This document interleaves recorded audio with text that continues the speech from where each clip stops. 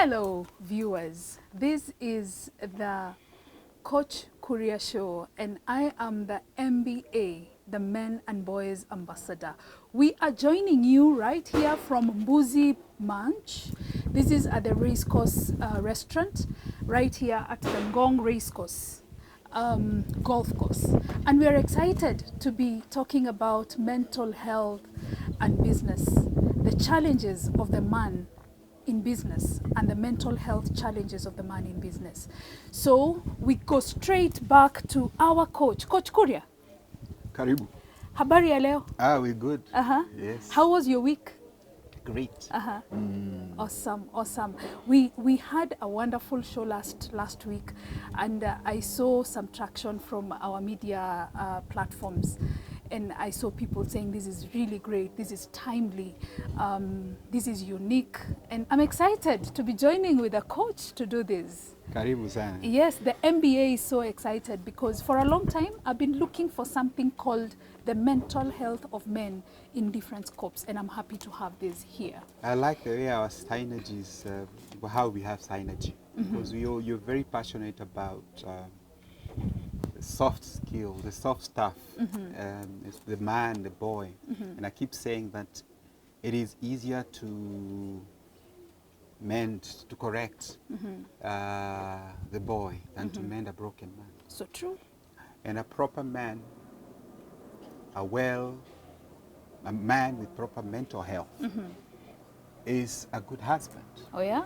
I'm a father of daughters, and when I know the man is okay, I know that my daughters are okay, and my sister is okay. Oh, beautiful. And that's beautiful. So that's the synergy, and that's why our chemistry is very good. You talk about the man, the boy, and being ambassador of the same. And I talk about making sure that our teenagers are okay. We can correct them over there. I can give a support to the single mother who is looking for a father figure or an uncle to that particular child who probably would go wrong. And we love doing that and fulfilling that role. Beautiful.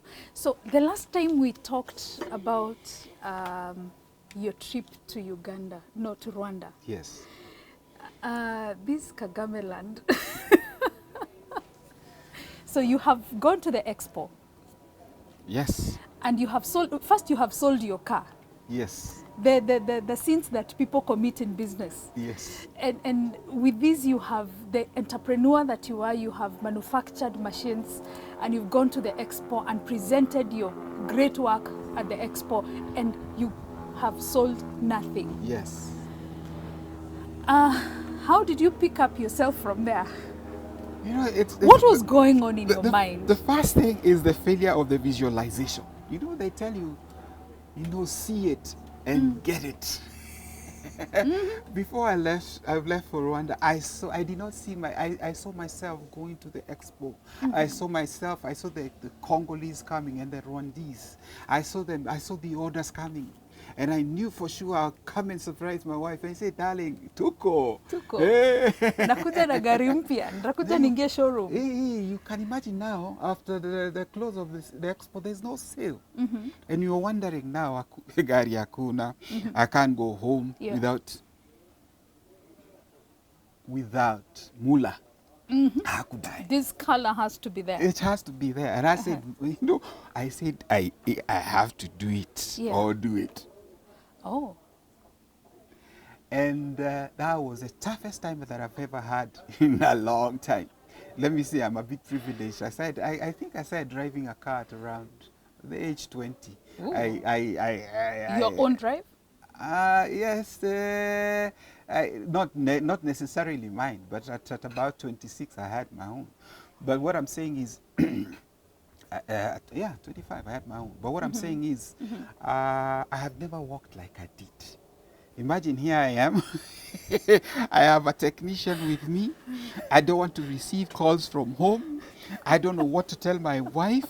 She'll call me, how are you? What's happening? I say, fine, we are good. The man of faith will say, yes, the Lord is. You want to say you're doing very well. You don't want to show weakness. Oh, baby, I'm fine, Yeah, baby, I'm fine.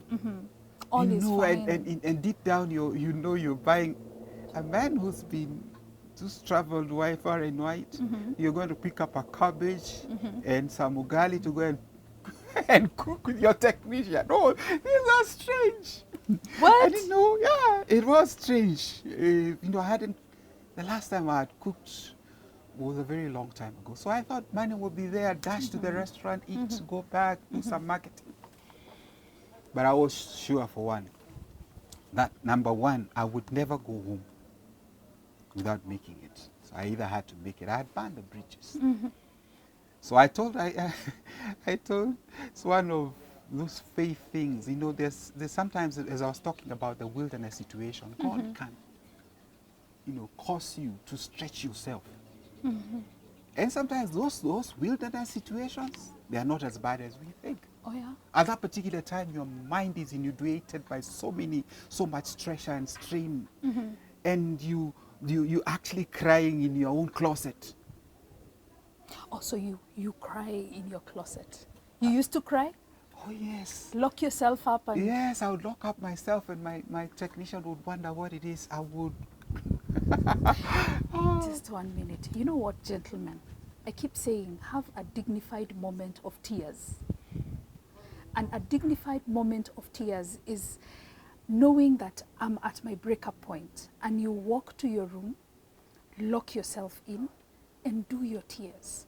Or stand under the shower, and as the shower is running, you're also running your tears, because in the process of it, you're helping your heart and your emotions. Back to you, Coach.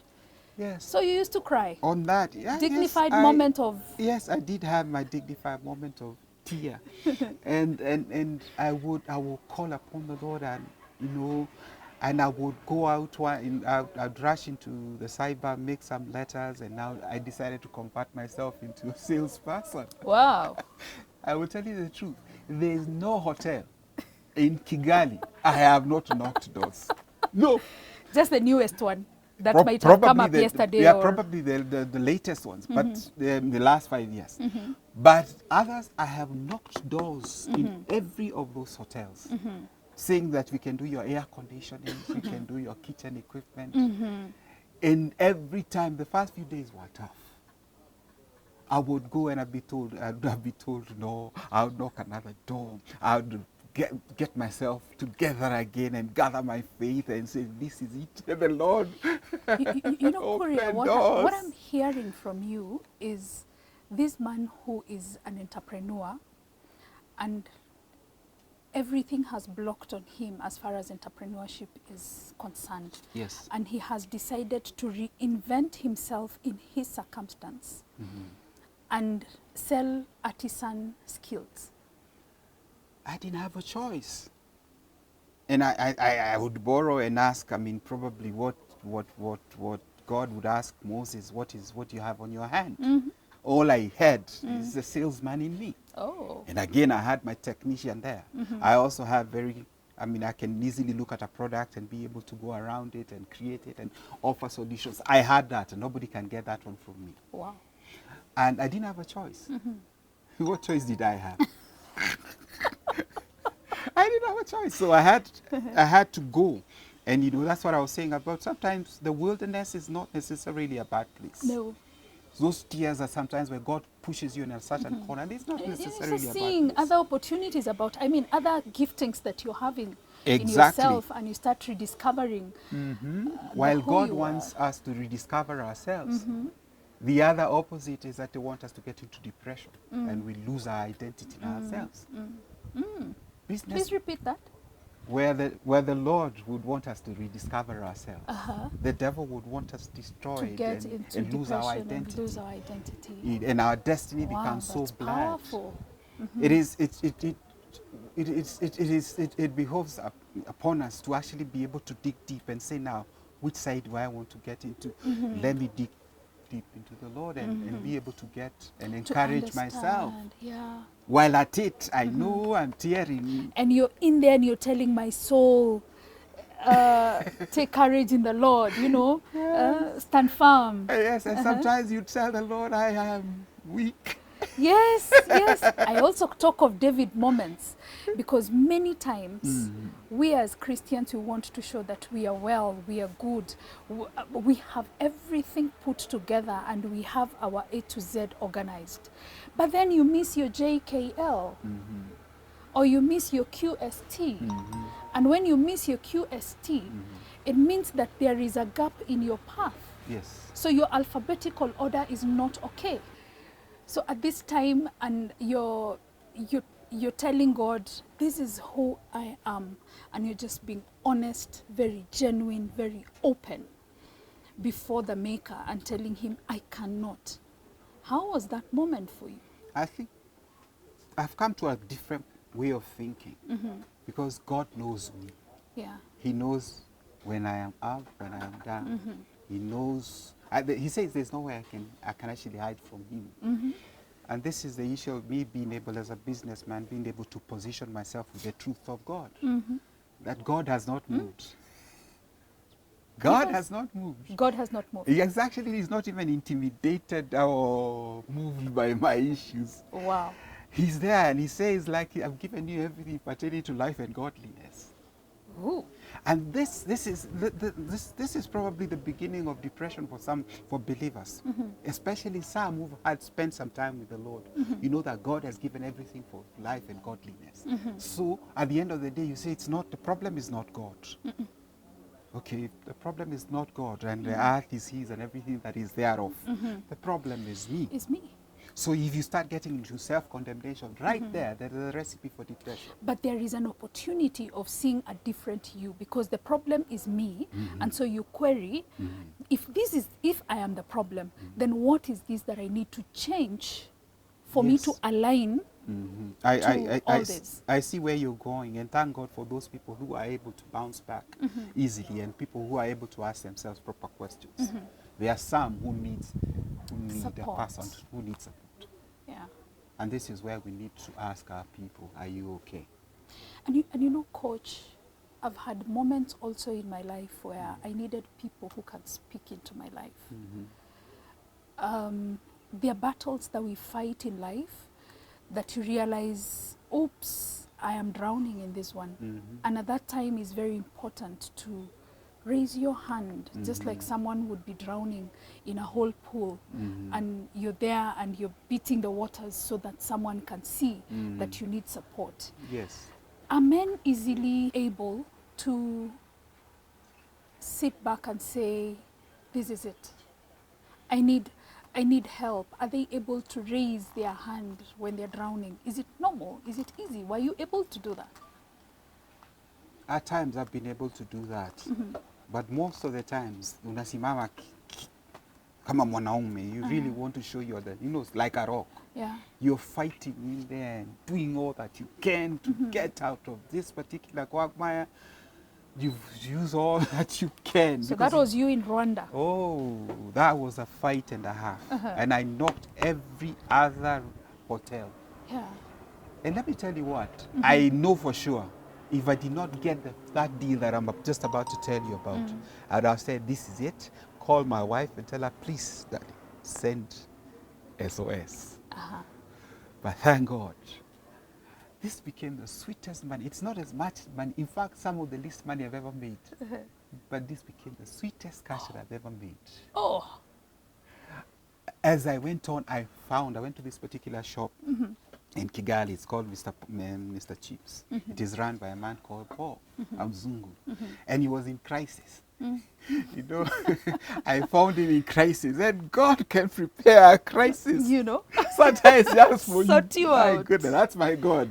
He created the heavens. They conspired. Yes. And created a crisis just for me. He orchestrated. Yes, he saw my wife, he saw my daughters, and he saw her father coming home dejected. And he said, no, this guy is not going to do so. And he's doing his best. And he's I doing have his to best. do it for him. I had done kilometers. And, you know, he told me, okay, you can do this? Yes, you can do it. Oh. I just took one of those gas fryers and took it behind, Yeah. looked at it, and I realized it was just a valve. a jet that was blocking. I called my technician. He came with a border. Ooh. Yeah, they also have borders, but good ones and clean ones, and they obey and they put on their helmets, not like here. And he came and we looked at it and we told him, no, we need to go to the workshop. And our workshop was little room. Was our little room behind there. Yeah. And we went and corrected it and brought it back. Yeah. And you know, that was a 2 hours job, and I was paid my first $100. Wow. I made 10,000 shillings in 2 hours. For the first time in how many days? Man, it's going to a month now. You sold your car? Yeah. I you know, we actually had exhausted what we had. And I thank God for CLA. CLA is one of the big churches in Rwanda. You know, if there is an evening meeting, Wednesday, Niko Pale, because probably there's, well, I've been nourished, but there's also a cup of tea and a mandazi. Oh, beautiful. Thank God for pastors who serve tea and mandazi. You'll be saving someone. Oh, yes.